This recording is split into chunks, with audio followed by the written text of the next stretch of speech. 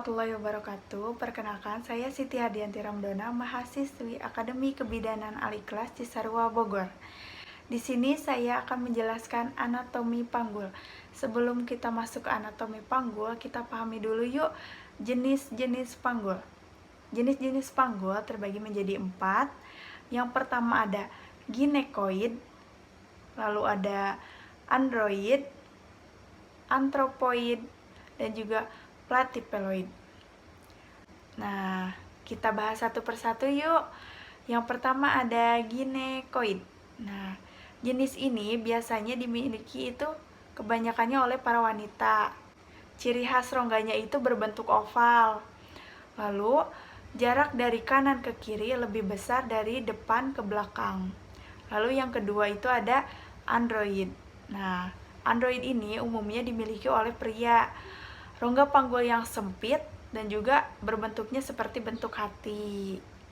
Lalu yang ketiga itu ada antropoid. Nah, ciri antropoid itu rongganya lonjong seperti telur. Nah, dengan diameter depan ke belakang lebih panjang daripada samping kiri ke samping kanan. Nah, yang terakhir itu ada platypeloid. Nah, rongganya itu berbentuk pipi. Nah, setelah ini kita langsung masuk ke anatomi panggul. Anatomi panggul bisa dilihat kan teman-teman? Anatomi panggul terbagi menjadi 2. Yang pertama ada pelvis minor dan juga ada pelvis mayor. Pelvis mayor terbagi menjadi 4 tulang. Terdiri dari 2 tulang pangkal paha, yaitu os coxae, 1 tulang kelangkang, os sacrum, lalu 1 tulang tungging, os coccygeus. Di dalam tulang usus atau os ilium itu terdapat crista iliaca.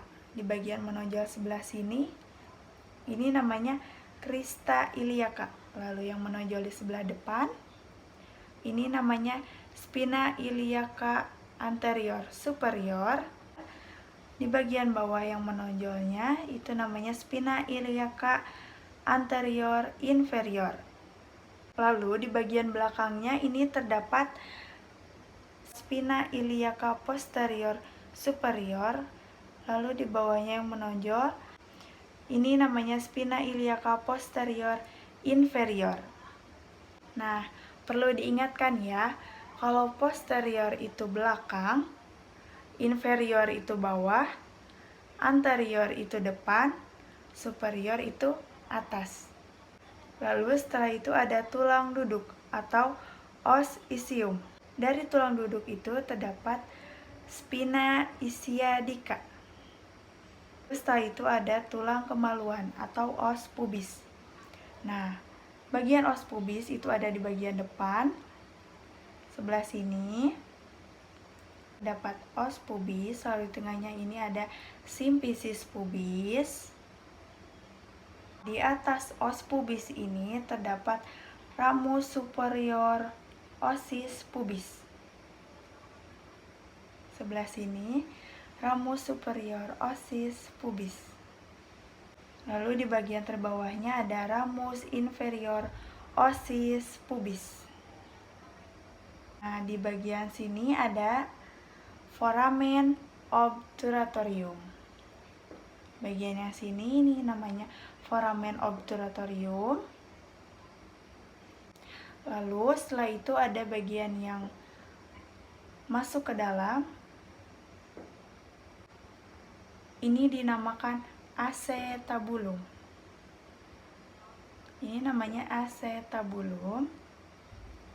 Nah, setelah itu di belakang sini ini terdapat promontorium. Nah, ini terdapat promontorium. Nah, setelah itu ada conjugata. Conjugata itu terbagi menjadi 3. Yang pertama itu ada conjugata vera. Conjugata vera itu diambil dari pinggir simfisis ke promontorium. Nah, diambilnya dari pinggir ke promontorium. Lalu yang kedua itu ada conjugata obstetrica. Conjugata obstetrica itu diambil dari atasimpisis ke promontorium. Nah, dari atasimpisis ke promontorium. Lalu yang terakhir itu ada conjugata diagonalis. Conjugata diagonalis yaitu dari bawah simpisis ke promontorium. Nah, dari bawah simpisis ke promontorium. Nah, ini namanya koksigis. Nah, teman-teman udah selesai nih pembahasan tentang panggul. Semoga kalian dapat memahami tentang pelajaran barusan, tentang konjugata, lalu jenis-jenis panggul, dan anatomi panggul. Mungkin pembahasan tentang panggul kali ini cukup sampai di sini. Semoga video ini dapat menghibur kalian. Lalu jangan lupa belajar tentang panggul, tentang anatomi panggul. Videonya cukup sampai di sini ya teman-teman. Sampai ketemu lagi. See you. Assalamualaikum warahmatullahi wabarakatuh.